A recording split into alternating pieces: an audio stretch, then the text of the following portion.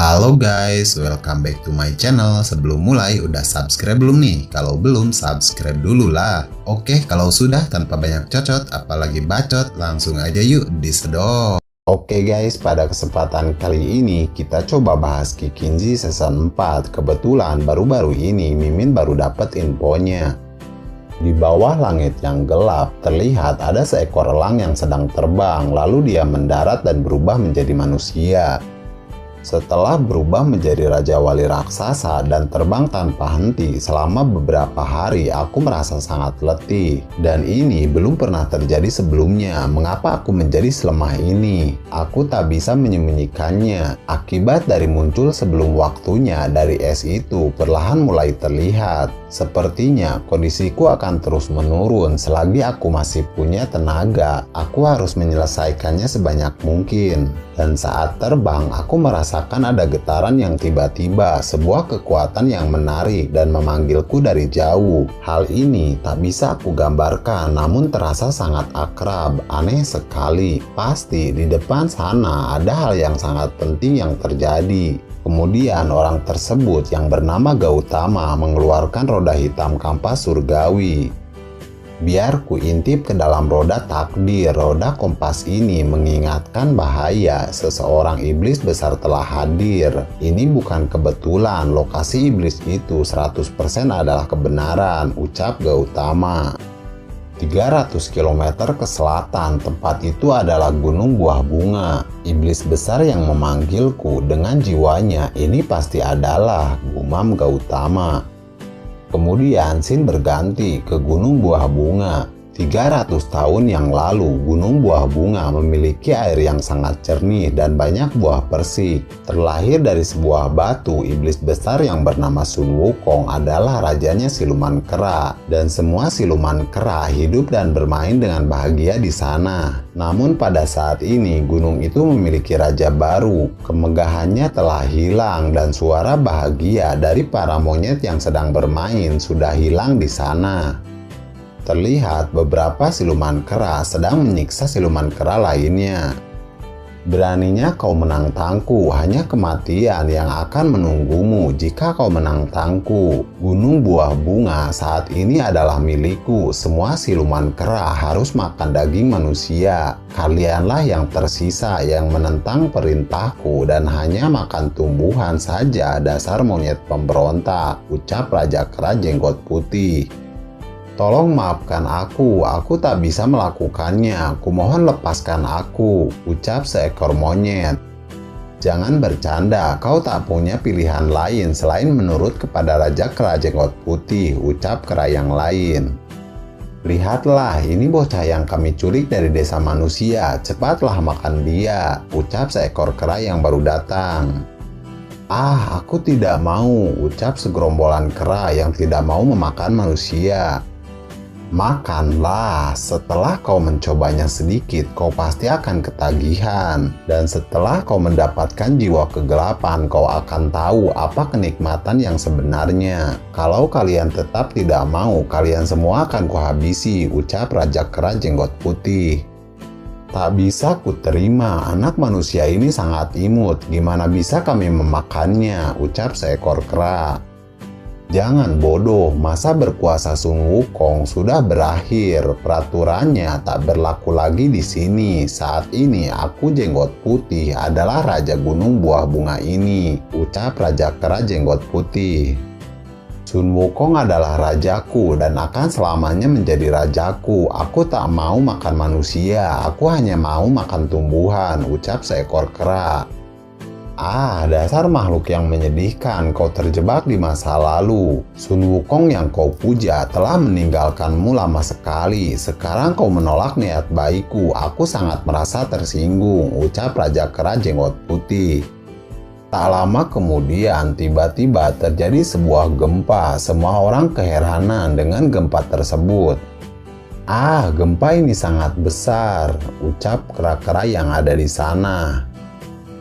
Belakangan hal ini terjadi setiap hari. Ini sangat menyebalkan, ucap Raja Kera Jenggot Putih. Terlihat tanah-tanah di sana menjadi retak dan terbelah. Kera-kera di sana menjadi sangat panik, dan tak lama kemudian terlihat ada sebuah batu yang terlempar ke atas. Semua kera yang ada di sana mulai bertanya-tanya sebenarnya apakah batu tersebut.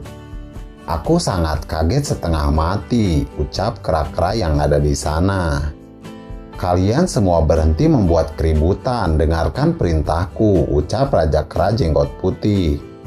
Lalu batu yang terlempar ke atas mendarat di tanah. Semua orang mulai mendekat. Terlihat beberapa dari mereka mulai memeriksa batu tersebut. Akhirnya gempanya berhenti. "Batu raksasa ini menyebabkan gempa besar itu ya," ucap seekor kera. "Ini aneh sekali, gunung ini seperti ibu yang mengerahkan semua tenaganya untuk mengeluarkan bayinya. Bukankah itu disebut melahirkan ya?" "Itu adalah legenda yang dikurung dalam bantukan. Itu cerita yang diketahui oleh semua orang yang berada di Gunung Buah Bunga. 300 tahun yang lalu, Raja Besar Sun Wukong lahir dengan cara yang sama." Di sisi yang lain, kera-kera tersebut sedang memeriksanya, lalu mereka tidak menemukan keanehan. Bahkan sebagian dari mereka malah terlihat tertawa, dan tak lama kemudian sebuah tangan keluar dan menghajar salah satu kera yang berada di dekat batu tersebut. Suasana di sana menjadi ricuh kembali ketika ada sosok makhluk yang keluar dari batu tersebut. Kalian ribut sekali. Aku sedang menikmati tidur siangku," ucap Sun Wukong. Tak lama kemudian Sun Wukong merasakan sesuatu yang aneh. Tunggu dulu, ada yang salah. Gimana aku bisa sampai di sini? Sudah berapa lama aku tidur? Ingatanku kosong, semuanya kosong. Aku tak ingat apapun. Siapa aku? Satu-satunya hal yang kuingat sebelum tidur adalah aku sedang berlari melintasi jembatan panjang, ucap Sun Wukong. Dan terlihat di sekelilingnya banyak kabut yang keluar dari sebuah batu, dan ternyata kabut tersebut adalah kabut ingatan. Ketika Sun Wukong menyadari bahwa itu adalah kabut ingatan, dia segera melahap semuanya. Setelah memakan semua kabut tersebut, akhirnya ingatan Sun Wukong kembali lagi. Aku adalah petapa agung, setara surga Sun Wukong. Semua ingatanku telah kembali. Hal-hal yang terjadi di 300 tahun yang lalu. Suyi Gautama mengambil sutra itu. Oh iya, aku tak bisa melupakan ini. Aku telah dibunuh oleh mata tiga di istana surga. Jiwaku akhirnya dikurung di dalam laut. Lalu aku bertemu dengan guru. Hayya, penuntun dari alam baka. Dia menuntunku ke jembatan untuk lari dan terus berlari. Aku telah menghancurkan batas hidup dan matiku. Apa artinya ini? Mengapa tubuhku menyusut banyak sekali? Pikir Sun Wukong.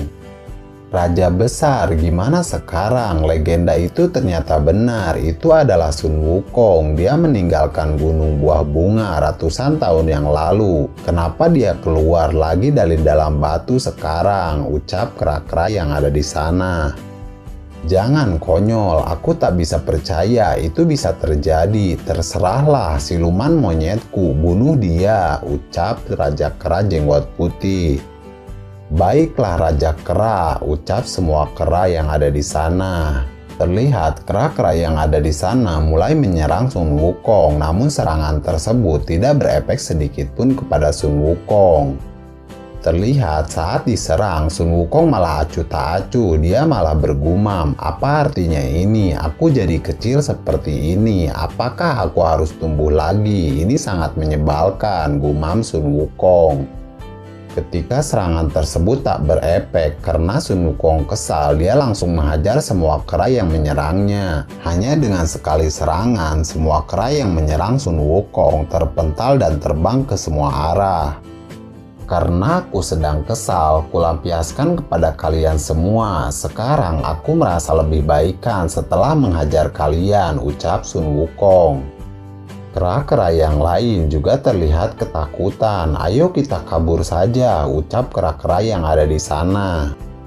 Apakah benar dia itu Sun Wukong yang asli? Tubuh abadinya itu bukanlah hal yang bisa dilukai oleh siluman biasa. Tapi aku Raja Kera Jenggot Putih, tak takut denganmu. Aku bukan lagi kera kecil yang dulu. Terlihat Raja Kera Jenggot Putih mulai menyerang Sun Wukong. Namun dengan mudah Sun Wukong dapat mempermainkannya dan melakukan serangan yang tidak wajar. Dengan mudah Sun Wukong menghantamkan Raja Kera Jenggot Putih ke tanah dan melukai kedua matanya. Hanya dengan serangan asal-asalan dari Sun Wukong, terlihat Raja Kera Jenggot Putih terluka sangat parah. Coba lihat, dia kuat banget. Bahkan Raja Kera tak bisa mengalahkannya meskipun dia sendiri sangat kuat, ucap kera-kera yang ada di sana. Sun Wukong, kau mungkin sudah melupakanku. Dulu aku adalah kera kecil yang selalu mengikuti kemanapun kau pergi. Dan dulu aku selalu memujamu seperti semua kera kecil yang ada di sini. Tapi kau pergi ke istana surga dan tak pernah kembali. Kau menelantarkan kami dan kau meninggalkan kami begitu saja. Dalam 300 tahun ini aku telah membuktikan bahwa diriku cukup kuat untuk menggantikanmu sebagai raja di gunung ini. Dan sekarang kau malah kembali dan mau merebut semua milikku. Jangan harap aku akan menyerah. Kita akan bertarung sampai mati. Akan aku tunjukkan seberapa kuat diriku ini, teriak Raja Kera Jenggot Putih. Sun Wukong yang kesal terlihat berubah menjadi kera yang sangat besar. Tanpa ampun terlihat Raja Kera Jenggot Putih dihajar habis-habisan oleh Sun Wukong. Coba lihat itu, seram sekali, ucap kera-kera yang ada di sana. Jenggot Putih, aku mengingatmu, bahkan saat kau tidak di sekitarku, kau bisa saja menjalani kehidupanmu dengan normal. Tidak ada predator bagi kera-kera di gunung ini. Hari-harimu seharusnya bebas dari kekhawatiran ini, ucap Sun Wukong. Lalu Sun Wukong berkata kembali, kau sudah menjadi arwah yang sangat jahat. Kau memakan manusia, bukannya pisang. Kau bukan kera yang bermoral baik, ucap Sun Wukong. Terlihat Raja Kera Jenggot Putih yang sudah berlumuran darah dan terkapar di tanah berkata, Sun Wukong, kau telah menelantarkanku. Apa hakmu mengkhawatirkanku sekarang? Aku berjalan di jalur yang salah, itu semua karena kau tidak merawat kami. Aku bukanlah monyet yang bermoral, benar, tapi siapa yang disalahkan untuk ini? Sejak kau pergi, aku merasa sangat menyedihkan. Aku telah ditelantarkan oleh rajaku yang kupuji. Aku bisa memaafkanmu, aku tak bisa melepaskan ini. Aku selalu ingin menjadi sekuat dirimu, menjadi raja baru para kera. Tapi itu selalu tidak cukup, tak pernah akan cukup. Jalan arwah jahat adalah jalan satu-satunya. Tapi itu adalah jalan pintas untuk mendapatkan kekuatan. Aku memakan manusia lagi dan lagi, dan aku juga memakan kera yang lain. Aku banyak melakukan hal jahat, semua ini karena aku ingin menjadi sepertimu. Apakah aku salah melakukan semua ini? Ucap Raja Kera Jenggot Putih sambil dia menangis. Sun Wukong yang mendengar ini terlihat sedikit terharu. Dia terdiam sejenak. Kemudian Raja Kera Jenggot Putih mencoba menyerang kembali Sun Wukong. Ya, apa yang kau lakukan? Kau telah salah, ucap Sun Wukong. Lalu Sun Wukong berkata kembali, kau seharusnya tak menjadikanku sebagai tujuanmu. Itu terlalu tinggi untukmu, ucap Sun Wukong. Terlihat kera-kera di sana mulai menghampiri Sun Wukong dan berkata, Raja Wukong, selamat datang kembali ke gunung. Mari kita merayakannya dan menari-nari di sini, ucap semua kera yang ada di sana. Rayakan kepalamu, aku sedang kesal saat ini, perasaanku sedang buruk. Sekarang pergilah, kalian semua pergi dan makan pisang di gunung sana, ucap Sun Wukong. Raja menyuruh kita makan pisang di gunung, ayo kita antar manusia ini kembali dulu, ucap semua kera yang mendengar perintah dari Sun Wukong. Tak lama kemudian Sun Wukong berubah kembali menjadi kecil. Jadi aku sudah melintasi jembatan panjang alam baka ya untuk kembali ke Gunung Buah Bunga dan dilahirkan kembali. Dulu aku dipenjara di Istana Surga selama 300 tahun. Aku mengantar guru di perjalanan untuk mengambil sutra dan aku tidak pernah kembali ke sini sepanjang waktu itu. Tidak kusangka gunung ini akan jadi seperti ini. Sekarang setelah menghilangkan arwah jahat itu, seharusnya akan pelan-pelan kembali ke kondisi aslinya. Disinilah pertama kali aku bertemu Suyi. Kira-kira gimana kabarnya sekarang? Gumam Sun Wukong. Tak lama kemudian Gautama sampai di sana. Kemudian dia berkata, "Ini mengejutkanku. Baru pertama kalinya aku melihat hal seperti ini," ucap Gautama. "Ya," ucap Sun Wukong. "Walau kau terlihat sedikit berbeda, kualitas jiwamu masih tetap sama. Kau sudah pasti orang yang sama. Kau adalah Sun Wukong kan?" ucap Gautama. "Ah, Gautama, apa yang kau lakukan di sini?" ucap Sun Wukong. Kemudian Gautama menjelaskan dan mengajak Sun Wukong untuk menemaninya ke kerajaan Asura. Setelah mendengar ini, Sun Wukong menerimanya. Akhirnya mereka pergi ke kerajaan Asura. Perjalanan mereka pun dimulai. Akhirnya mereka sampai di sebuah tempat. "Seharusnya di depan sana kerajaan Asura bukan?" tanya Sun Wukong. "Ya, kau benar. Itu adalah kerajaan kuno dengan sifat yang kejam. Dulu aku bertugas sebagai pengirim pesan surga untuk gencatan senjata. Jadi aku sudah pernah ke sana sekali. Asura adalah dewa perang. Mereka mengandalkan semangat membara jiwa tempur mereka pada saat bertarung. Siapapun yang terkuat adalah yang benar. Tidak ada pertaruhan lain. Para pria bertarung dengan semangat, sedangkan para wanita yang sangat cantik dan anak-anaknya juga cukup kuat dan tangguh," ucap Gautama. "Ah, kedengarannya dari ceritamu itu sangat menarik," ucap Sun Wukong. "Wukong, ini adalah sarang singa yang sesungguhnya. Bahkan kau dan aku pun harus berhati-hati di sini," ucap Gautama. "Ah, mendengar ceritamu, aku semakin penasaran. Mari kita segera pergi," ucap Sun Wukong. Scene pun berganti. Terlihat kelompok Tong Sancong sedang melakukan perjalanan. Scene ini terlihat di season 3 episode terakhir. "Bailang, apa kau baik-baik saja? Sejak kita kembali dari sarang tawon, kau sepertinya memikirkan sesuatu," tanya Xiao Yu. "Jangan khawatir, tidak ada yang kupikirkan," ucap Bailang. "Kupikir mungkin ada yang salah. Barusan kau tak terlihat dimanapun kan? Kenapa kau tak membantu kami bertarung?" ucap Bailang.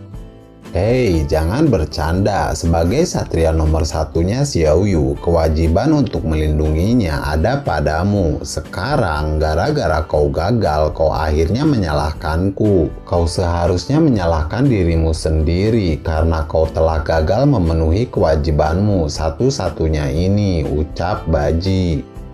Ketika mendengar perkataan dari Baji, terlihat Bailang mulai suram. Lalu dia bergumam, "Aku tidak cukup kuat, itulah kenapa aku gagal. Aku tidak bisa terus seperti ini. Aku harus lebih kuat dan harus menjadi kuat. Aku harus," gumam Bailang.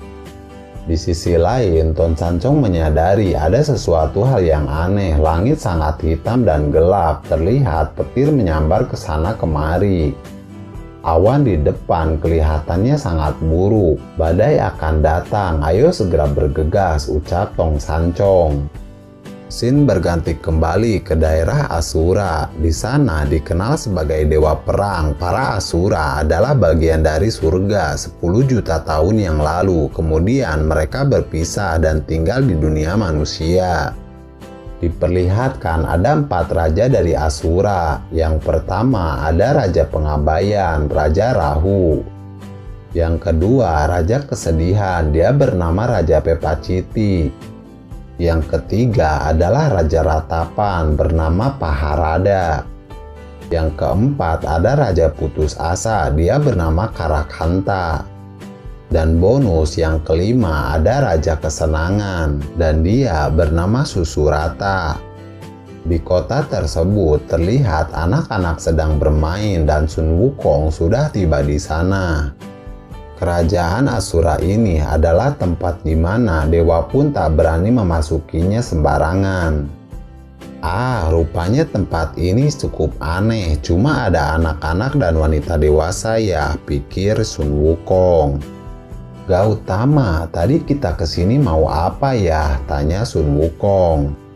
Kemudian Gautama menjawab, aku sedang menyelidiki penyebab perubahan di Sitian. Aku yakin tempat ini pasti ada hubungannya, ucap Gautama. Si tua bangka itu ya rupanya, ucap Sun Wukong.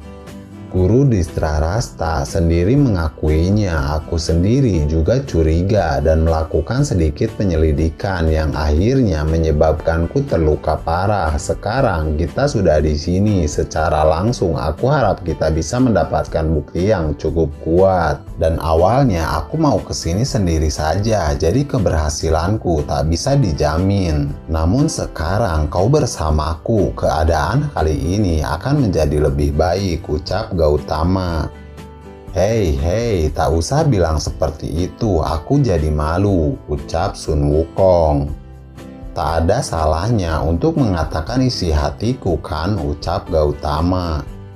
Ya, itu tidak masalah. Lagian, sejak aku bereinkarnasi, aku ingin sekali membalas beberapa orang yang memperlakukanku dengan baik di kehidupanku sebelumnya. Dan kau Gautama, kau telah menemaniku selama 300 tahun. Bagaimana mungkin menemanimu sekali ini saja akan cukup? Pokoknya, kapanpun saja kau butuh bantuan, bilang saja padaku. Aku pasti akan membantumu. Aku rela kembali ke neraka dan kembali ke sini lagi untuk membantumu. Aku tidak takut, ucap Sun Wukong.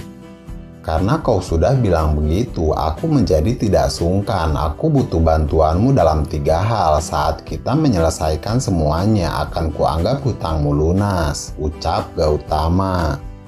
3 hal ya, lalu apa 2 lainnya? Tanya Sun Wukong. Sabarlah, akan kukatakan pada saatnya tiba, ucap Gautama. Ya, baiklah, ucap Sun Wukong. Tidak berselang lama, Sun Wukong merasakan sesuatu yang aneh, lalu dia berkata, setelah kuperhatikan lagi, kita sudah berjalan cukup lama, tapi tak ada seorang pun yang menyambut kita. Apakah kerajaan Asura tak mempunyai penjaga atau pengawas? Tanya Sun Wukong. Lalu Gautama menjawab, tidak ada karena mereka tak dibutuhkan. Dan sebagian besar populasi kerajaan adalah satria dan beberapa dari mereka ditugaskan untuk melindungi tanah mereka sendiri. Mereka menyelesaikan semua masalah di dalam kota. Lihat, salah satunya sudah datang, ucap Gautama. Terlihat ada seseorang yang menaiki kereta, tiba di sana dan menghadang Sun Wukong dan juga Gautama. Lalu dia berkata, jadi aku tidak salah toh. Ada 1 dewa dan 1 siluman yang datang ke sini. Aku kesatria kelas 1, Guisa, dan sebagai penjaga di bawah Raja Pengabayan, aku harus bertanya kepada kalian, apa yang kalian lakukan di sini, ucap Guisa. Lalu Gautama menjawab, tolong maafkan kelancangan kami. Sun Wukong dan aku, Gautama, ingin memohon untuk bertemu dengan Sang Raja Rahu, ucap Gautama. Lalu Sin berganti kembali ke Istana Surga, sebuah penjara es, penjara untuk dewa tingkat tinggi. Di sana terlihat ada seseorang yang sedang dirantai. Terlihat ada seseorang yang mengunjunginya. Aku tidak berharap adanya seorang pengunjung, bukankah ini ilegal, ucap pria yang sedang dirantai tersebut. Diri Tarasta, kenapa kau membuat dirimu berakhir di sini? Sepanjang hidupku, aku melakukan apa yang kurasa benar dan aku tak pernah kecewa dengan tindakanku. Satu hal yang kusesali di hidupku adalah bahwa aku terlalu toleran, ucap Diri Tarasta. Kemudian Diri Tarasta berkata kembali, "Sekarang lihat masalah yang harus kita hadapi. Ya, aku tahu dan yang kudengar dia akan mengeksekusimu. Lalu kenapa aku hanya ingin mencegah keruntuhan surga? Jenderal Utara, arwah jahat sudah menyebabkan pengaruh mereka di surga. Mereka sudah duduk dan menunggu dan pasti akan menyerang di saat yang tepat. Tolong percayalah padaku," ucap Diri Tarasta. Walaupun itu benar, itu hanya satu kekuatan jahat kan? Aku Paisrapana sendiri yang akan menghancurkannya, ucap Paisrapana.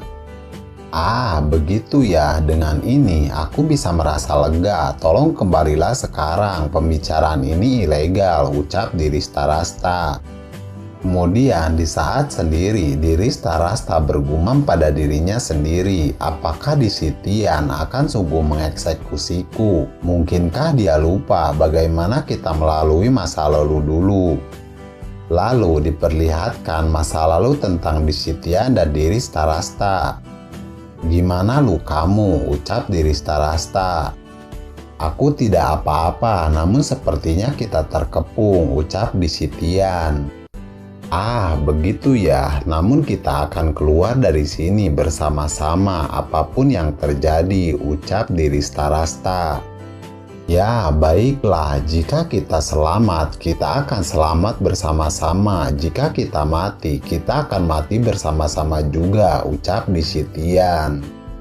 Flashback masa lalu berakhir, terlihat di keadaan yang sekarang. Terlihat Diri Tarasta bergumam sambil menatap ke sebuah langit. "Disitian, apakah kau masih ingat saat kita berjalan di antara garis kehidupan dan kematian? Aku tak akan lari, tapi terlebih lagi aku tak percaya kau akan membunuhku. Tidak mungkin kau akan melakukannya," ucap Diri Tarasta. Oke guys, terima kasih sudah nonton. Jangan lupa dibantu like, komen, dan subscribe.